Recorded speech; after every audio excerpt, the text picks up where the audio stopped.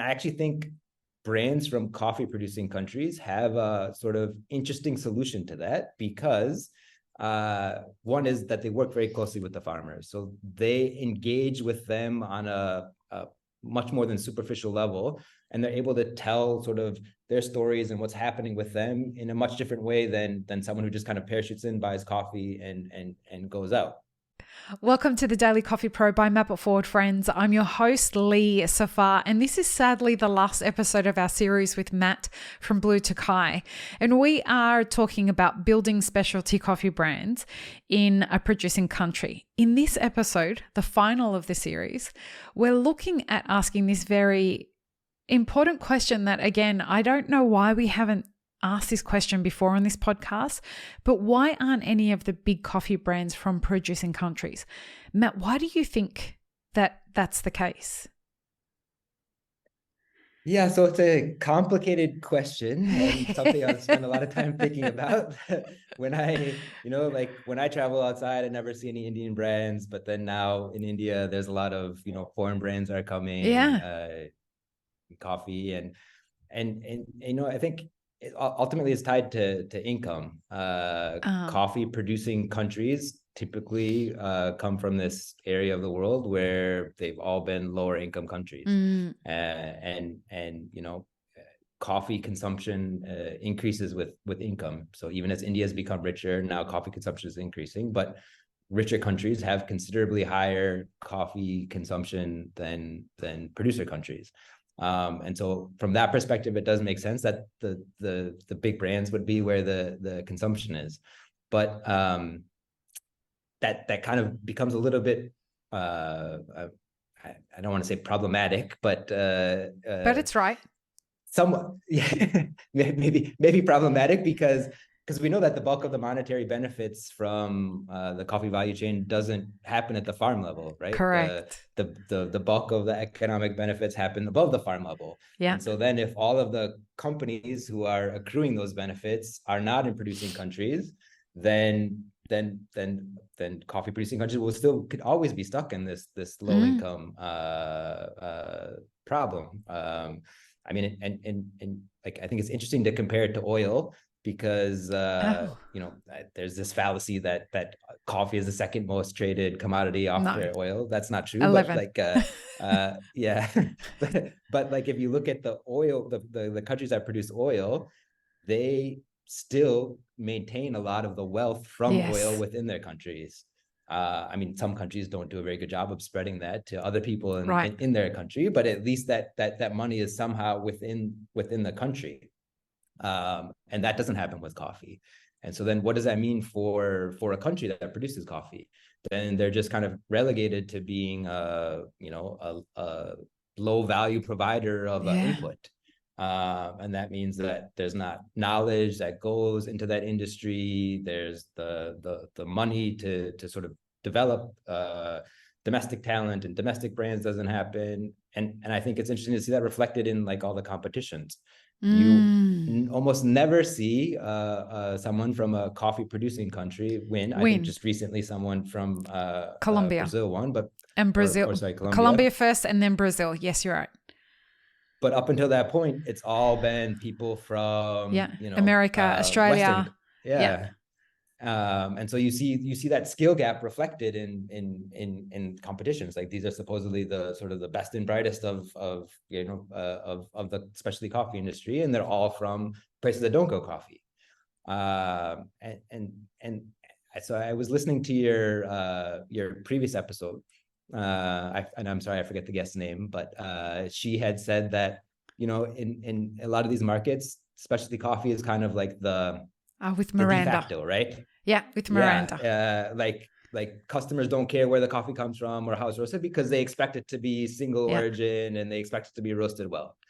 And I actually think brands from coffee producing countries have a sort of interesting solution to that, because one is that they work very closely with the farmers. So they engage with them on a much more than superficial level, and they're able to tell sort of their stories and what's happening with them in a much different way than someone who just kind of parachutes in, buys coffee and goes out. This episode of the podcast is brought to you by Mapper Forward's first on-demand workshop, How to Become a Coffee Consultant, available now online for you to learn at your own pace with a certificate available upon completion. Click the link in the show notes to access today for just €50. But I also think that they're able to use coffee as a tool to kind of tell more about the culture of these countries. So like, there's so many fascinating things going on in music and art and other brands that are doing cool stuff in India that I think would be really engaging for consumers in these Western countries, and sort of coffee then becomes kind of a conduit to tell that. And I think that becomes a very interesting value proposition for customers, right? Like, oh, it's not just about like getting the standard coffee that I get. Like, the coffee is good, it's great, could I could be from any specialty coffee shop, but then look at all this other stuff about like what's happening in India or Indonesia or Colombia, right? I think that's an opportunity that I see a lot of potential in. When I was just to piggyback off that thought, when I was a barista in America, like some 15 years ago, and then again some like 8 or 9 years ago, I wanted to do a survey. So I asked the customers where coffee comes from. And 8 out of 10 of them didn't know it came from a tree, like a plant. They didn't know it was an agricultural product. And this is the thing that starts to be the breakdown when the coffee is consumed in a country other than where it's grown. There's such a disconnect between the person that's consuming it and the actual agricultural product. You don't get that in India. Like, I got this feeling like everybody understands about coffee. Because like the producers are 5-6 generations in, coffee's everywhere you go. And there's this kind of rich, already embedded culture about coffee that exists there. There is this rich embedded culture here in Australia and in America, but it's a very, very different way of understanding coffee. And I think that's the beginning of where it all starts to break down. The other part about it is like the people who are winning out of the coffee supply chain don't actually touch the coffee. Right? Like, the people who are making money in the coffee supply chain are the banks, the landlords, and the equipment manufacturing companies. It's not the roaster, the cafe owner, the producer. It's not any of those people. Whereas I wonder, like, is that going to become a fallacy in India as the industry grows? Do you have any thoughts on that? I mean, I think it's interesting because I actually, it's interesting that you brought up the equipment thing, because I was thinking about this earlier, is that I couldn't think of any other example where a tool for production is sort of like the hallmark of like a good coffee company, right? Like, ultimately, espresso machine just brews the coffee. But yet having like the fancy equipment then becomes like a signifier. Yeah, yes, I care about coffee. There's no other. And I mean, maybe there are, but I couldn't think of any other industry where you're right. You would do that. And so I think in a way it sort of devalues the work that everybody else is doing up until that point.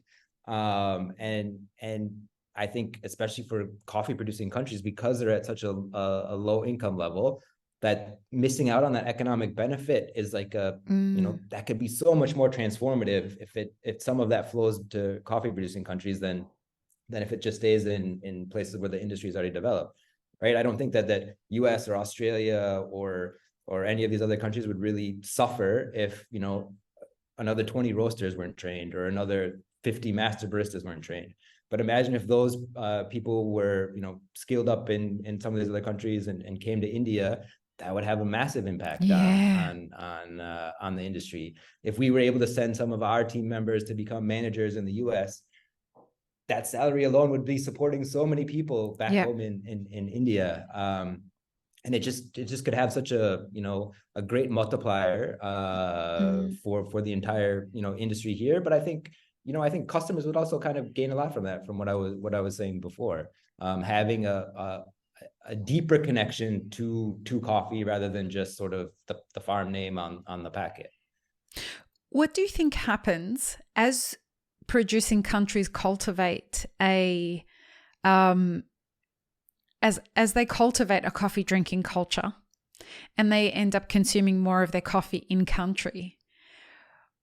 What does our industry look like in 10 years? Like in a country like India, where there's no coffee available to go outside now. And Colombia is doing the same thing with creating a coffee drinking culture. And Brazil's doing the same thing. And Rwanda's doing the same thing. What do you think it looks like when that starts happening? I think it's going to cause some tension. That's a great word for it. Because, it'll be interesting to see if, right now we're still at a point where there's still a lot of cachet that growers get if they export their coffee. Right. So even if we are to pay the same price as someone in the US, if it's like a famous coffee brand, they'll sell the coffee to them probably for cheaper than they would even sell to us, because they, that sort of enhances their farm brand value and their kind of, they feel good about that.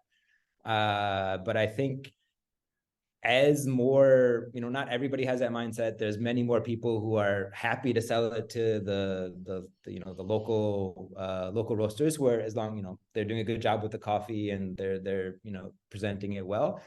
It's much easier for a grower in India to sell it to us than it is to go through the hassle of finding a foreign buyer and exporting it, and especially because we pay basically the similar price. I see more and more coffee staying within these countries. And then does that mean that people in other parts of the world have to pay extra? They have to pay a even higher premium. Is that a bad thing? I don't necessarily think so, right? No. Because maybe coffee should be priced higher in some of these other countries than it currently is, because maybe those farmers should be getting a little bit more of that value. But once sort of scarcity sets in, then it'll be interesting to see how that kind of dynamic plays out. Yeah, especially with the way that the world's going, geopolitical issues, economic issues, all of those kinds of things. The risk of putting something on a boat where it has to go through, let's say, the Suez Canal or whatever it is, with what's going on, it may not be worth the risk anymore. It may just be worth selling it in country and skipping all the hassle. Yeah. It's going to get very, very interesting over the next 5 years, I think. Yeah, exciting times. It really is. Matt, this has been such a pleasure to have this conversation. Thank you for being such a kind of milestone in my personal journey with regards to the podcast. This being the last one that I'm recording while I'm living in Australia. I appreciate you being a part of that journey in such a significant way, especially because Blue Tokai, I really feel like it was a really beautiful moment for me when I was in India that kind of helped me realize, like, I'm excited about the future of specialty coffee in India, and I want to come back and I want to keep watching it grow. So thank you for that. If people want to get in contact with Blue Tokai and check out what you guys are doing, how do they do that? Yeah, you can visit our website, bluetokaicoffee.com. We're on Instagram, and please come visit one of our cafes across the country. Beautiful. Will you sign us out for the last time while I'm in Australia? Peace, love, and peanut butter. Thank you so much for having me. It was a great conversation. You're welcome. Come back again. I really hope you'll come back again. Have a wonderful rest of your day, everyone. Bye. Thanks, friends. If you enjoyed this video, here's what you should check out next. Consider supporting Map It Forward on Patreon, and be sure to subscribe and hit the notification bell before you leave.